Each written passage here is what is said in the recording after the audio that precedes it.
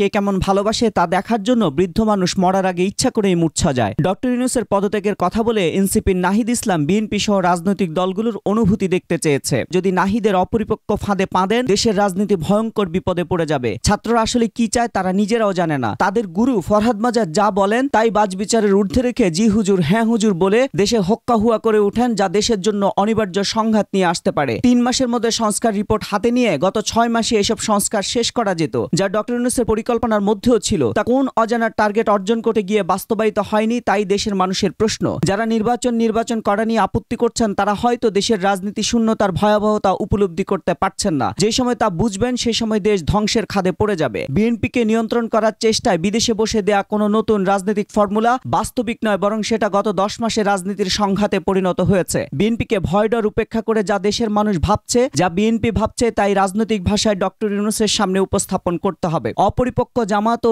এনসিপির রাজনীতির ফাঁদে পা দিলে দেশের ঘনীভূত সংকটের দায় পরিবারের বড় কর্তা হিসেবে বিএনপির উপরই বর্তাবে। দেশের গভীর সংকট চলতে থাকলে জামাত এনসিপির মতো বড় দলগুলো সুকৌশলের দায় বিএনপির ঘাড়ে চাপিয়ে দেবে। 24 মে 2025 বিএনপি ও যুগপৎ সঙ্গীরা কি চায় তা সুস্পষ্টভাবে ব্ল্যাক অ্যান্ড হোয়াইট তথা মৌখিক ও লিখিতভাবে ডক্টর ইউনূস ও রাজনৈতিক দলগুলোর বৈঠকে উপস্থাপনই একমাত্র সমাধান। এনসিপি রাজনীতি বোঝে না, তা তাদের বিতর্কিত কর্মকাণ্ডে স্পষ্ট। আর জামাতের মধ্যে দূরদর্শী কোনো রাজনীতিবিদ পরিলক্ষিত করছে না দেশবাসী।